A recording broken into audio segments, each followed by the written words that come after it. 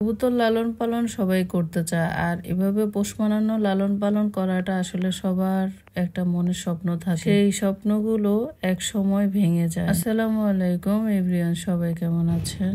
আমার বাবল দেখেন অনেক খেলাধুলা করে। আজ 1.5 মাস শেষ হলো আজকের এই দিনে। এই 1.5 মাসের মধ্যেই তাকে কত সুন্দর করে আদর যত্ন ভালোবাসা দিয়ে এতটা দিন আগলে রেখেছিলাম আমি। তার খেলাধুলা দেখে আমার নিজের অনেক বেশি ভালো লাগতো। তাকে খাঁচায় খুব কমই রাখা ছিল, সে সারাদিন এভাবে ছাড়া ঘরে হাঁটাহাঁটি করতো, খেলাধুলা করতো, খুব ভালো লাগতো।